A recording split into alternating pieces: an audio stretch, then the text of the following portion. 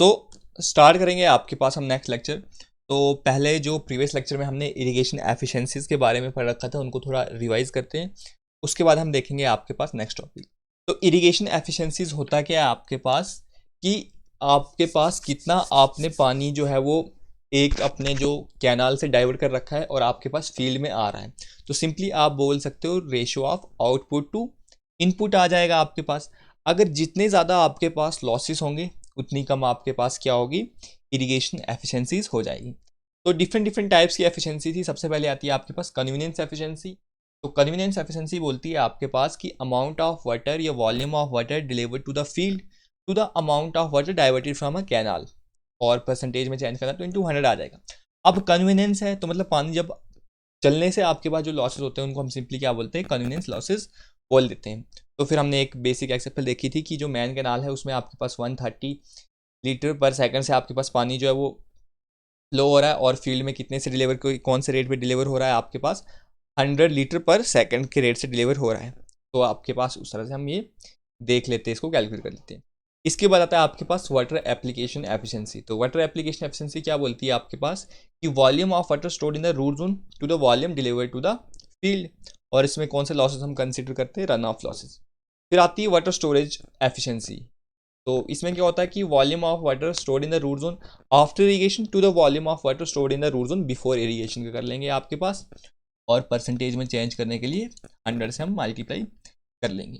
तो नेक्स्ट आता है आपके पास वाटर यूज़। तो वाटर यूज़ किसके लिए आपके पास यूज़ हो रहा है, कंजम्पटिव यूज़ के लिए वाटर यूज़ हो सकता है, लीचिंग के लिए आपके पास वाटर यूज़ कर सकते हैं हम, और डिवाइड करते हैं हम किसके साथ कि कितना अमाउंट ऑफ वाटर हमने जो है वो फील्ड में डिलीवर कर रखा है।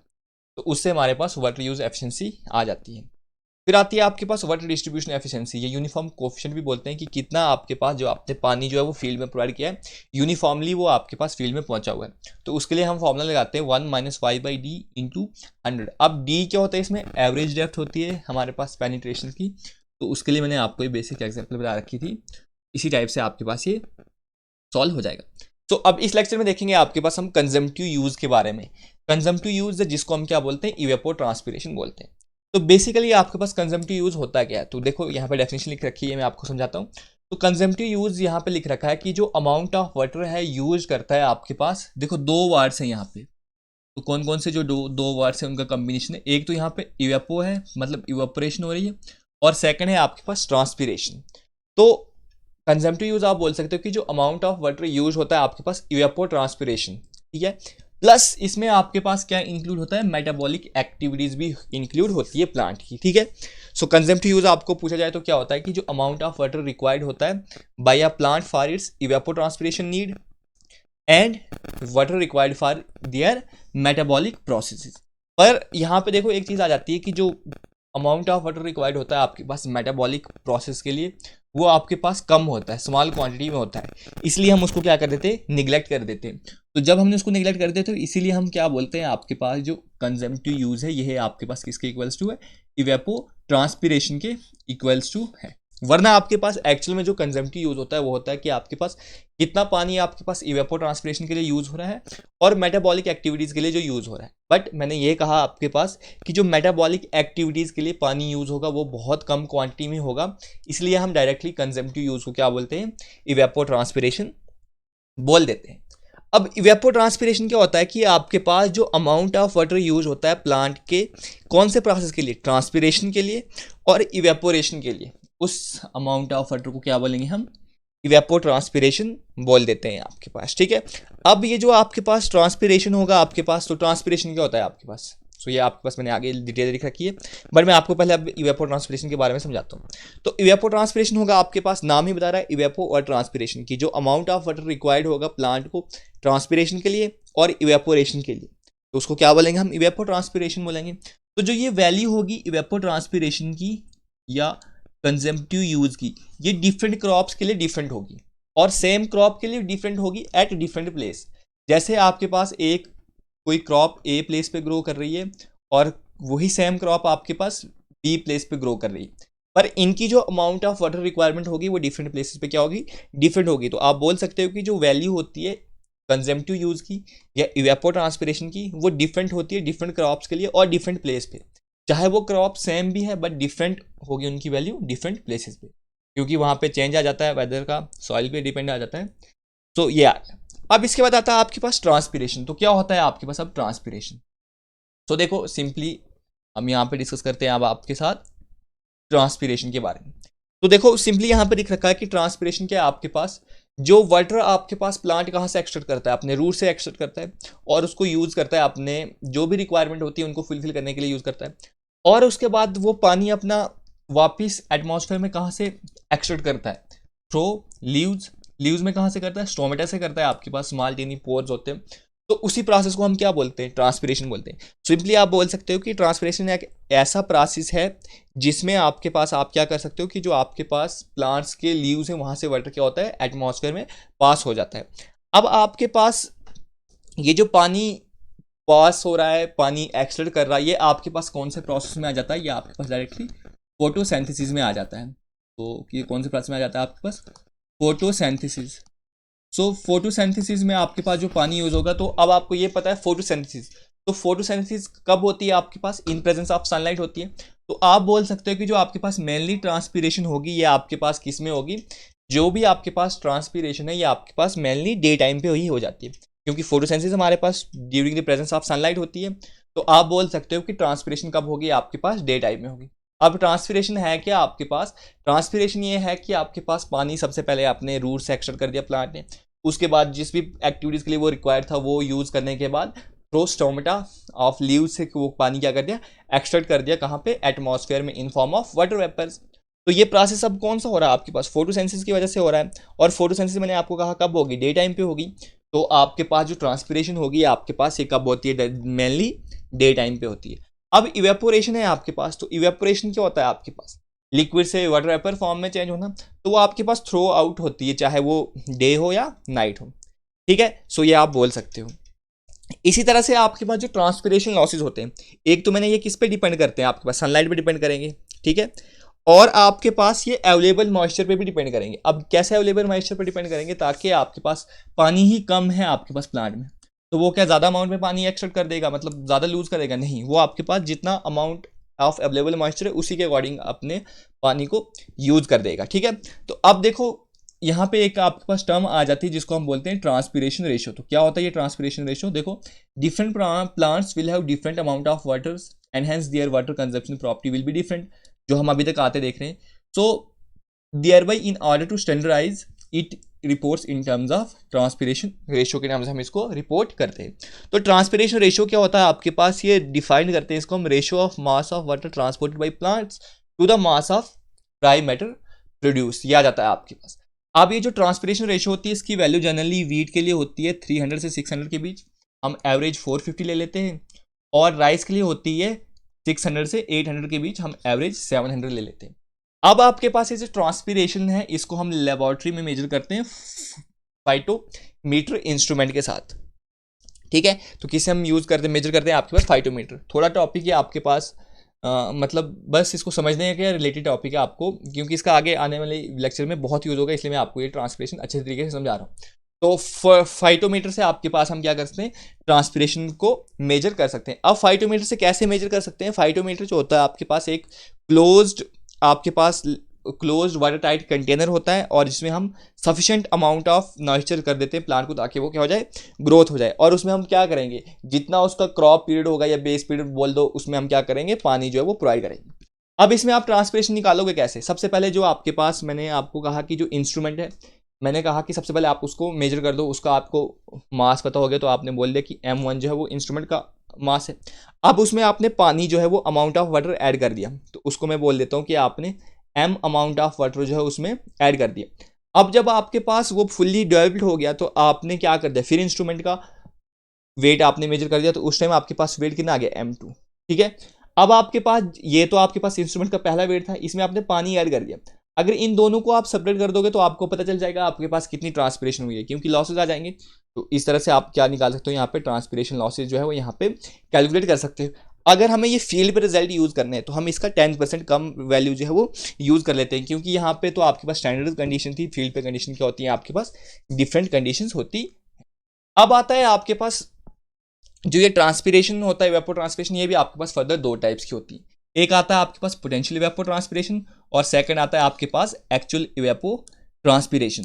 तो देखो पोटेंशियल इवेपोट्रांसपिरेशन क्या होता है कि आपके पास जब sufficient moisture is freely available to meet the need of plant for evapotranspiration की, मतलब आपके पास सफिशिएंट मॉइस्चर है ताकि आपके पास प्लांट आपकी कौन सी नीड को फुलफिल कर रहा है, आपकी इवेपोट्रांसपिरेशन नीड को फुलफिल कर रहा है, उसको हम क्या बोलते हैं, पोटेंशियल इवेपोट्रांसपिरेशन। और ये डिपेंड करता है आपके पास क्लाइमेटिक कंडीशन पे डिपेंड करता है। अब एक्चुअल इवेपोट्रांसपिरेशन क्या होता है कि कितना अमाउंट ऑफ वाटर आपने यूज किया इवेपोट्रांसपिरेशन के लिए या कंजम्पटिव यूज के लिए, उसी को आप क्या बोलोगे, एक्चुअल इवेपोट्रांसपिरेशन। और ये जो एक्चुअल इवेपोट्रांसपिरेशन है ये आपके पास टाइप ऑफ सॉइल पर डिपेंड करता है और टाइप ऑफ क्रॉप पर डिपेंड करता है। अगर आपको ये मेजर करना है आपके पास एक्चुअल इवेपोट्रांसपिरेशन, इसको हम किससे मेजर करते हैं, लाइसीमीटर के साथ मेजर करते हैं। पर जो ये लाइसीमीटर इंस्ट्रूमेंट होता है ये आपके पास बहुत कॉस्टली होता है, इसलिए हम मेनली किसको यूज कर देते हैं, फोटोमीटर इंस्ट्रूमेंट को हम इसमें यूज कर देते हैं। तो आई होप आपको बेसिक ट्रांसपिरेशन का आइडिया आ गया, क्या होता है कंजम्पटिव यूज, क्या होता है, डिफरेंट टर्म जो थी आपके पास ये मैंने आपको बता दी। सो अब नेक्स्ट टाइप आता है आपके पास कौन कौन से फैक्टर हैं जो आपके पास किसको डिपेंड इफेक्ट करते हैं, आपके पास कंजम्पटिव यूज को इफेक्ट करते हैं। तो सबसे पहले है आपके पास ह्यूमिडिटी। तो आप बोल सकते हो कि जितनी अमाउंट ऑफ हायर ह्यूमिडिटी होगी उतनी आपके पास एटमॉस्फेयर में क्या होगा, वाटर अवेलेबिलिटी होगी। तो आप बोल सकते हो उतना आपके पास क्या होगा, जितनी ह्यूमिडिटी हायर होगी उतनी आपके पास एटमॉस्फेयर में वाटर की अवेलेबिलिटी होगी। तो आपको जो प्लांट है वो पानी वही वाला यूज़ कर लेगा, आपको देने की कम जरूरत पड़ जाएगी। सिंपली आप बोल सकते हो आपके पास कंजम्पटिव यूज क्या हो जाएगा, आपके पास कम हो जाएगा। इसके बाद नेक्स्ट आता है आपके पास टाइप ऑफ सॉइल। अगर आपके पास परमिएबल सॉइल है तो ये मैं आपके पास मेंशन कर देता हूँ कि अगर आपके पास परमिएबल सॉइल है तो उसमें वाटर जो होता है वो इजीली एवोपरेट नहीं होता। तो अगर पानी लॉसेज ही नहीं हो रहे हैं आपके पास, एवोपरेट ही नहीं हो रहे हैं आपके पास, तो कंजम्पटिव यूज क्या हो जाएगा आपके पास। सो अब आपको पता है परमिएबल सॉइल है, सॉरी परमिएबल सॉइल है तो आपके पास लॉसेस क्या हो जाएंगे, ज़्यादा हो जाएंगे आपके पास, मतलब एवोपरेशन लॉसेस ज़्यादा हो जाएंगे। अब जितने लॉसेस होंगे उतनी हमें क्या करना पड़ेगा, पानी जो है हमें उसका कंजम्पटिव यूज इवेपोट्रांसपिरेशन नीड के लिए फुलफिल करने के लिए इरिगेशन करनी पड़ेगी, तो इसलिए आपके पास कंजम्पटिव यूज क्या हो जाएगा, ज़्यादा हो जाएगा। अब आ जाते हैं आपके पास टोपोग्राफी। टोपोग्राफी एक तो या तो आपके पास रेगुलर हो सकती है या प्लेन। अगर आपके पास इरेगुलर टोपोग्राफी है तो इरेगुलर टोपोग्राफी आपके पास मैं मेंशन कर देता हूँ। अगर आपके पास इरेगुलर टोपोग्राफी है तो आपके पास सरफेस एरिया क्या हो जाएगा फील्ड का, ज़्यादा एक्सपोज हो जाएगा किसके कंटेक्ट में, एटमॉस्फेयर के कंटेक्ट में। अब ज़्यादा सरफेस एरिया आ गया तो एवोपरेशन क्या हो गई, ज़्यादा हो गई, तो आपके पास कंजम्पटिव यूज क्या आ जाएगा, ज़्यादा हो जाएगा। अब बेस स्पीड, अब जिस क्रॉप का जितना ज़्यादा बेस स्पीड होगा उसमें लॉसेस क्या होते जाएंगे, ज़्यादा हो जाएंगे, इवेपोरेशन लॉसेस जो भी लॉसेस हो जाएंगे तो आपके पास कंजम्पटिव यूज क्या हो जाएगा, ज़्यादा हो जाएगा। अब टेम्परेचर के अकॉर्डिंग आप देख सकते हो कि अगर आपके पास टेम्परेचर ज़्यादा है तो रेट ऑफ वेपराइजेशन क्या होती है, ज़्यादा होती है, तो कंजम्पटिव यूज भी आपके पास क्या आ जाएगा, ज़्यादा आ जाएगा। ये जो भी आपके पास ये जब हाइड्रोलॉजी इंजीनियरिंग हाइड्रोलॉजी पढ़ेंगे वहाँ पे आपको टॉपिक आता है इवेपोरेशन। तो जब आप इवेपोरेशन को भी पढ़ लोगे अच्छे से तो आपको ये थोड़ा और इस टॉपिक का आइडिया आ जाएगा, ठीक है। तो नेक्स्ट आता है आपके पास इफेक्टिव रेनफॉल। सो अब इफेक्टिव रेनफॉल तो आपको आई होप कि इसको ज़्यादा डीप समझाने की ज़रूरत नहीं पड़ेगी। अब इफेक्टिव रेनफॉल क्या होता है, अब देखो हम कोई भी क्रॉपिंग कर रहे हैं आपके पास, तो उसको आपके पास क्रॉप को क्या रिक्वायरमेंट है, किसकी रिक्वायरमेंट है, वाटर की रिक्वायरमेंट होती है। अब वाटर तो हम कैसे आर्टिफिशियली प्रोवाइड करें तो उसको क्या बोलेंगे, हम इरिगेशन प्रोवाइड करेंगे, मतलब इरिगेशन आ रहा है। अगर जब आपके पास क्रॉप का बेस पीरियड या क्रॉप पीरियड कुछ भी मान लो आपके पास, वो आपके पास क्रॉप चल रही है आपके पास, तो आपके पास बारिश हो गई आपके पास, तो बारिश आ रही है आपके पास, तो आपको जो पानी की रिक्वायरमेंट होगी वो क्या हो जाएगी, अब आपको पानी कम अमाउंट में प्रोवाइड करना पड़ेगा। क्यों, क्योंकि कुछ अमाउंट ऑफ वाटर जो होगा वो आपके पास नेचुरल रेनफॉल ने भी आपके पास क्या किया होगा, उसकी डिमांड को फुलफिल किया होगा। सो जितनी ज़्यादा अगर आपके पास क्रॉप पीरियड के टाइम पे बारिश होगी उतनी हमें इरिगेशन क्या करनी पड़ेगी, कम करनी पड़ेगी। सो हम ये बोल सकते हैं कि the portion of rainfall that is effectively used by the crop is termed as effective rainfall. तो उसको हम क्या बोल देंगे, इफेक्टिव रेनफॉल बोल देंगे या यूजफुल रेनफॉल बोलेंगे। अब आपके पास रेनफॉल जब हो रही है आपके पास, तो रेनफॉल हो रही है आपके पास तो उससे कुछ लॉसेस भी हो जाएंगे, इवेपोरेशन लॉसेस भी हो जाएगा आपके पास, ठीक है।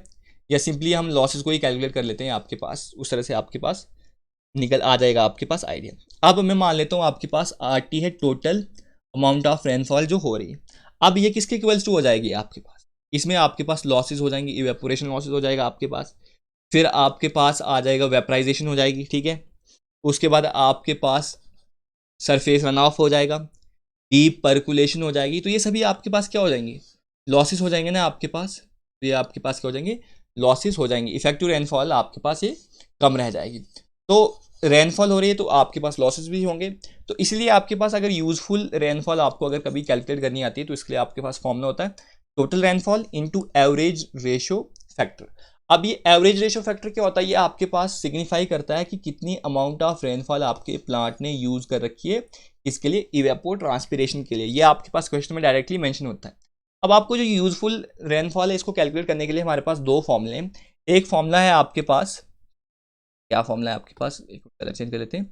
तो एक पहला फॉर्मूला आ जाता है आपके पास इफेक्टिव रेनफॉल कैलकुलेट करने के लिए 0.8 R माइनस 25 mm। कब, जब आपके पास R की वैल्यू 75 mm पर मंथ से ग्रेटर है, और 0.6 R माइनस 10 mm जब आपके पास वैल्यू किससे लेस देन है, 75 mm से लेस देन है। अब यहाँ पे कुछ पूछेंगे कि 75 mm जब होगी तो दोनों में से किसी भी इक्वेशन, दोनों इक्वेशन में आप 75 वैल्यू पुट कीजिएगा, आपको आपके सोल्यूशन का आंसर फाइंड आउट हो जाएगा। तो ये आ जाता है आपके पास इफेक्टिव रेनफॉल। क्या होता है कि आपका जब भी क्रॉप पीरियड या बेस पीरियड आपके पास क्रॉप का, तो उस टाइम आपको पानी की रिक्वायरमेंट होती है। अगर उस टाइम में आपके पास बारिश हो रही है तो आपको इरिगेशन क्या करनी पड़ेगी, कम हो जाएगी। तो जो अमाउंट ऑफ या पोर्शन ऑफ रेनफॉल आपके पास किसने यूज़ किया, क्रॉप ने यूज़ कर दिया, उसको आप क्या बोलोगे, यूजफुल रेनफॉल या इफेक्टिव रेनफॉल बोलोगे। अब आपके पास जो इफेक्टिव रेनफॉल है इसको आप कैसे कैलकुलेट कर दोगे, टोटल रेनफॉल में से आप सेपरेट कर दोगे, क्या इवेपोरेशन कर दोगे, डीप परकुलेशन कर दोगे, रन ऑफ सेपरेट कर लोगे। क्यों, क्योंकि आपके पास इफेक्टिव रेनफॉल निकालनी है। सिंपल देखो, इफेक्टिव रेनफॉल आर ही मान ली हमने, टोटल रेनफॉल हो रही है आपके पास आर टी, इसमें आपके पास इवेपोरेशन लॉसेज आ गए, तो इवेपोरेशन लॉसेज को मैं वेपराइजेशन लॉसेज लिख लेता हूँ। परकुलेशन हो गया आपके पास, रन ऑफ हो गया, सरफेस रन ऑफ हो गया। तो ये सभी आपके पास क्या करेंगे, इनको जब हम सेपरेट करेंगे टोटल रेनफॉल से, तो आपके पास जो अमाउंट ऑफ वाटर यूज़ करेगा क्रॉप अपनी ग्रोथ के लिए, उसको क्या बोलोगे आप, यूजफुल रेनफॉल, या आप बोल दोगे उसको इफेक्टिव रेनफॉल। सो ये आ जाता है आपके पास। तो यहाँ पे मैंने आपको रेशियो फैक्टर की टर्म्स भी आपको डिफाइन कर दी। अब आ जाती है आपके पास इरिगेशन रिक्वायरमेंट। तो क्या क्या आपके पास इरिगेशन रिक्वायरमेंट है, तो अब देखो सबसे पहले आती है आपके पास कंजम्पटिव इरिगेशन रिक्वायरमेंट। तो देखो सिंपली आपके पास डेफिनेशन एक बार इसको पढ़ लो, आपको पूरा आइडिया जो है इसका आ जाएगा। क्या बोल रहा है, quantity of irrigation water to meet the evapotranspiration need of the crop during its full growth. तो कंसेप्टिव इरिगेशन रिक्वायरमेंट क्या होता है कि कितने अमाउंट ऑफ वाटर आपको प्रोवाइड करना होता है अपनी क्रॉप को, ताकि वो कौन सी लॉसेज या कौन से नीड्स को अपनी को ओवरकम कर सके, इवेपो ट्रांसपिरेशन लॉसेज या कंजम्पटिव यूज। सो मैं आपके पास बोल सकता हूँ कि जो कंजम्पटिव इरिगेशन रिक्वायरमेंट है ये आपके पास किसके इक्वल्स टू है, कंजम्पटिव यूज के इक्वल्स टू है। क्यों, क्योंकि आपको सिर्फ किसकी एवोपरेशन लॉसेज की ही तो नीड को आपको क्या करना है, ओवरकम करना है।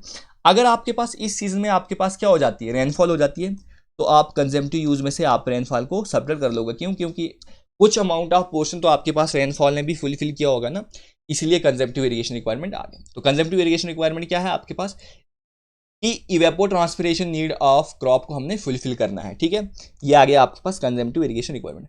अब नेट इरिगेशन रिक्वायरमेंट होता है आपके पास कि अमाउंट ऑफ वाटर जो आपके पास कंजम्पटिव इरिगेशन रिक्वायरमेंट को फुलफिल करने के लिए तो है, उसके अलावा आपके पास लीचिंग के लिए रिक्वायरमेंट है या प्री सोरिंग नर्सरीज के लिए रिक्वायरमेंट होता है, तो वो सभी आपके पास पानी नेट इरिगेशन रिक्वायरमेंट आ जाता है। तो नेट इरिगेशन रिक्वायरमेंट जनरली आपके पास अगर लीचिंग हम कंसिडर नहीं कर रहे हैं तो सिंपली किसकी इक्वल्स होगी, consumptive irrigation requirement plus leaching requirement, LR लिख लिया मैंने। तो कंजम्पटिव इरिगेशन रिक्वायरमेंट किसके इक्वल्स होती है, consumptive use minus effective rainfall plus leaching requirement. इस तरह से आप नेट इरिगेशन रिक्वायरमेंट जो होगी, आगे न्यूमेरिकल्स आ जाएंगे, आप उसमें इसको कैलकुलेट कर सकते हो नेट इरिगेशन रिक्वायरमेंट। इसके बाद नेक्स्ट टाइप आ जाती है आपके पास फील्ड इरिगेशन रिक्वायरमेंट।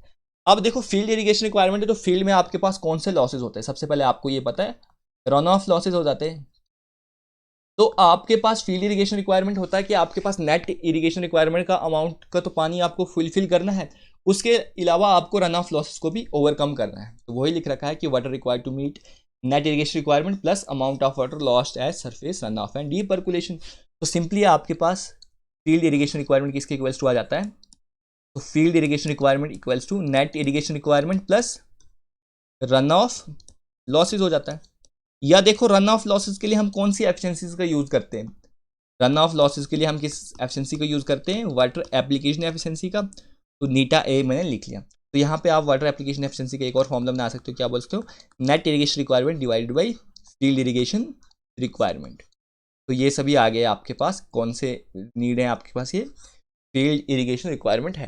तो इसके रिलेटेड भी आपको जो है न्यूमेरिकल पूछा जा सकता है या डायरेक्ट फॉर्मूला ही पूछ लेगा आपको, बट कुछ ना कुछ से रिलेटेड आ सकता है।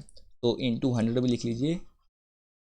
तो नेक्स्ट आता है आपके पास ग्रॉस इरिगेशन रिक्वायरमेंट। अब ग्रॉस इरिगेशन रिक्वायरमेंट में आपको नेट इरिगेशन रिक्वायरमेंट के लिए जो मतलब फील्ड इरिगेशन रिक्वायरमेंट के लिए जो पानी रिक्वायरमेंट है वो तो यूज होगा, उसके अलावा आपको कन्वीनियंस लॉसेस को भी ओवरकम करना है। तो आप क्या लिख सकते हो, आप gross irrigation requirement equals to field irrigation requirement plus convenience losses. So convenience losses को ओवरकम करने के लिए हमारे पास कौन सी एफिशिएंसी होती है, वाटर कन्वीनियंस एफिशिएंसी, तो जिसको हम किसी डिनोट करते हैं, नीटा सी के साथ डिनोट करते हैं। तो कन्वीनियंस एफिशिएंसी का फॉर्मूला एक और आ जाता है कि field irrigation requirement FIR divide by gross irrigation requirement into 100। तो ये आ जाता है आपके पास वाटर एप्लीकेशन एफिशिएंसी। सो ये आ जाता है आपके पास वाटर एफिशिएंसी। तो एक बार जो आपको कंजम्पटिव यूज समझ आ गया क्या होता है आपके पास कंजम्पटिव यूज, ट्रांसपिरेशन क्या होता है, उसके बाद डिफरेंट डिफरेंट फैक्टर जो हमने डिफाइन किए। अब देखो यहाँ पे एक पूरा मैंने चार्ट जो है यहाँ पे यूज बना रखा है। क्या है आपके पास कि जो कंजम्पटिव इरिगेशन रिक्वायरमेंट है ये किसको मीट करना होता है, आपको कंजम्पटिव यूज को मीट करना होता है। अब कंजम्पटिव यूज है ट्रांसपिरेशन नीड ऑफ क्रॉप को तो हमें फुलफिल करना है। अगर उसमें रेनफॉल हो रखी है तो इसको हम क्या करेंगे, सब्ट्रैक्ट कर देंगे। अब नेट इरिगेशन रिक्वायरमेंट है तो उसको हमें कंजम्पटिव इरिगेशन रिक्वायरमेंट को फुलफिल करना है या लीचिंग रिक्वायरमेंट को। अब कंजम्पटिव इरिगेशन रिक्वायरमेंट किसके इक्वल्स टू है, consumptive use minus effective rainfall. So यहाँ पे वो यूज है। अब फील्ड इरिगेशन रिक्वायरमेंट है आपके पास net irrigation requirement plus run off losses को ओवरकम करने के लिए यूज होता है। तो आपके पास वही आ गया। तो ग्रॉस इरिगेशन रिक्वायरमेंट किसके लिए इक्वल्स टू हो जाएगा आपके पास, फील्ड इरिगेशन रिक्वायरमेंट को आपके पास प्लस कन्वीनियंस या ट्रांजिट लॉसेस को ओवरकम करने के लिए आपके पास आ जाएगा ग्रॉस इरिगेशन रिक्वायरमेंट। तो ये डिफरेंट चार आपके पास इरिगेशन रिक्वायरमेंट है। चार में से आपके पास बहुत बार जो है एक या तो फॉर्मूला पूछा गया है डायरेक्टली या इसके बेस पे न्यूमेरिकल, सिंपल न्यूमेरिकल होता है वो पूछे गए। तो अब देखो इसके रिलेटेड हम एक न्यूमेरिकल देखते हैं आपके पास। सो न्यूमेरिकल है आपके पास, क्या बोल रहा है, the following table gives the value of consumptive use and effective rainfall for the period shown against them. तो कौन सा कलर ले लें आपके पास, हम ग्रीन ले लेते हैं आपके पास, या ले लेते हैं आपके पास कलर हम ब्लू। तो क्या बोल रहा है आपके पास ये टेबल जो है यहाँ पे गिवन है, इसमें क्या दे रखा है आपके पास, कंजम्पटिव यूज की वैल्यूज दे रखी हैं और इफेक्टिव रेनफॉल है for the period shown against them for jowar crop sown at बेले इन कर्नाटका स्टेट में आपके पास ज्वार क्रॉप जो है वो शो कर रखी। अब क्या बोल रहा था, period of growth is from 16 October to 2 October. तो ये आपके पास पीरियड ऑफ ग्रोथ है। तो इसने डायरेक्टली आपके पास बेस पीरियड या क्रॉप पीरियड कितना दे रखा है, 110 इसने दे रखा है। वन हम कैलकुलेट कर लेते हैं कैसे, इन डेज हमारे पास गिवन थे डेट, तो इसके अकॉर्डिंग हम जो है वो इसको फाइंड आउट कर लेते हैं। अब क्या बोल रहा है, डिटरमाइन नेट इरिगेशन रिक्वायरमेंट आपको क्रॉप की निकालनी है, assuming that water is required for any other purpose not required for any other purpose expect फुलिंग the evapotranspiration need of the crop. तो मतलब नेट इरिगेशन रिक्वायरमेंट यूज करना है आपको। तो नेट इरिगेशन रिक्वायरमेंट किसके इक्वल्स टू आ जाएगा, consumptive irrigation requirement plus reaching requirement. पर इन्होंने कहा कि सिर्फ कंजम्पटिव यूज के लिए आपको ओवरकम कर रखा है, तो रीचिंग रिक्वायरमेंट क्या आ गई आपके पास 0। तो आप बोलोगे कि जो नेट इरिगेशन रिक्वायरमेंट है वो किसके इक्वल्स टू है, कंजम्पटिव इरिगेशन रिक्वायरमेंट। अब कंजम्पटिव इरिगेशन रिक्वायरमेंट किसके इक्वल्स होती है, consumptive use minus effective rainfall. तो दोनों डाटा आपके पास गिवन है। तो आपको नेट इरिगेशन रिक्वायरमेंट जो है वो फाइंड करनी है। तो यहीं पे मैं आपको फाइंड आउट करके बता देता हूँ। तो किसके इक्वल्स हो जाएगा ये, consumptive use minus effective rainfall. तो कंजम्पटिव यूज में से आप इफेक्टिव रेनफॉल सेपरेट कर लो। तो मतलब 37 में से 30.8 सेपरेट कर लेते हैं, 37 माइनस 30.8, तो ये वैल्यू आ जाएगी आपके पास 6.2। वैल्यू mm में है तो ये भी mm में ही आ जाएगी। उसके बाद है 84.2 माइनस 20.4, तो वैल्यू आ गई 63.8। फिर है आपके पास 154.9 माइनस 6.7, तो वैल्यू आ गई आपके पास 148.2। फिर ये सभी वैल्यूज़ को क्या करना है, सेपरेट करना है, क्योंकि consumptive use minus effective rainfall ही तो आपके पास नेट इरिगेशन रिक्वायरमेंट होता है। तो 154.9 माइनस 6.7, तो वैल्यू आ रही है आपके पास, तो ये हमने कैलकुलेट कर दी थी 188.1 माइनस 2.4, सो वैल्यू आ रही है आपके पास 185.7, और ये है 13.3 माइनस 1, सो वैल्यू आ रही है 12.3। तो इन सभी वैल्यूज़ को क्या कर देता हूँ मैं, ऐड कर देता हूँ, तो मुझे टोटल नेट इरिगेशन रिक्वायरमेंट पता चल जाएगी। तो सिंपली 12.3 प्लस 185.7 प्लस 148.2, साथ में आप भी सॉल्व कर दीजिएगा 63.8 प्लस 6.2। सो ये जो वैल्यू आ रही है ये आ रही है आपके पास 416.2 mm, क्योंकि वैल्यू किस में थी, mm में थी। अगर मुझे इसको सेंटीमीटर में कन्वर्ट करना है तो डिवाइड बाई किससे कर लूँगा, 10 के साथ, तो मैं लिख सकता हूँ 41.62 सेंटीमीटर। ये आ गई आपके पास टोटल नेट इरिगेशन रिक्वायरमेंट। अगर आपको डेली नेट इरिगेशन रिक्वायरमेंट निकालनी है तो आप क्या कर लो, 416.2 डिवाइड कर दीजिए, आपके पास बेस पीरियड भी तो दे रखा है कितना, 110 डेज है, तो 110 के साथ डिवाइड कर दीजिए 110, तो जो डेली रिक्वायरमेंट होगी वो कितनी होगी, 3.78 mm पर डे आपके पास क्या हो जाएगी, डेली वाटर रिक्वायरमेंट आ जाएगी। तो इस तरह से आपने इसका कंजम्पटिव यूज़ दे आ रखा था आपके पास और इफेक्टिव रेनफॉल आपके पास गिवन थी, तो आपने इसका नेट इरिगेशन रिक्वायरमेंट जो है वो कैलकुलेट कर दी। तो ये था आपके पास बेसिक न्यूमेरिकल। अब आपके पास कुछ मेथड्स होते हैं जिनको हम क्या करते हैं, कंजम्पटिव यूज़ को फाइंड आउट करने के लिए यूज़ करते हैं। तो देखो डिफरेंट मेथड है जिसमें आपके पास 3 मेथड आते हैं। एक तो आता है आपके पास ब्लेनिंग-क्रेडल इक्वेशन, सेकंड आता है Hargreaves class A pan evaporation method, और लास्ट आता है आपके पास पेनमैन्स इक्वेशन। ये जो पेनमैन्स इक्वेशन है इसको मैं आपको यहाँ पर नहीं बताऊंगा, जब हम इंजीनियरिंग हाइड्रोलॉजी का कोर्स करेंगे उसमें आपके पास मैं पेनमैन्स इक्वेशन को बता दूंगा। जो अब यहाँ पे मैं ये बता दूं कि जो ब्लेनिंग-क्रेडल इक्वेशन है आपके पास ये भी इंडिया में उतना यूज नहीं होता है आपके पास। क्यों, क्योंकि इसमें जो के आता है आपके पास क्रॉप फैक्टर, उसकी वैल्यू जो है वो हमारे पास जो है वो फाइंड आउट नहीं है। बट क्वेश्चन जो है इसके रिलेटेड अगर कोई भी आप कन्वेंशनल पेपर दे रहे हो तो उसमें आपके पास इसके रिलेटेड न्यूमेरिकल पूछे जा सकते हैं, के की वैल्यू वो दे देगा। तो नेक्स्ट लेक्चर में आपके पास ये दोनों मेथड देख लेंगे हम, और दोनों मेथड पे हम सफिशिएंट अमाउंट ऑफ क्या बोलते हैं न्यूमेरिकल्स भी ट्राई कर लेंगे। तो आई होप आपको पहले बता दूं कि आपको ये समझ आ गया होगा। तो इस वीडियो में इतने रखते हैं। इसके अलावा भी आपके पास इरिगेशन की और भी वीडियोज़ जो अपलोड हैं वो आप जो है हमारी प्लेलिस्ट में जाके देख सकते हो। और मैंने इसके रिलेटेड क्या कर रखे हैं, एमसीक्यू सीरीज़ भी स्टार्ट कर रखी है, उसमें डिफरेंट एमसीक्यूज़ और न्यूमेरिकल्स उसमें भी हम सॉल्व कर रहे हैं। ठीक है, thank you, thanks for watching, keep learning, bye.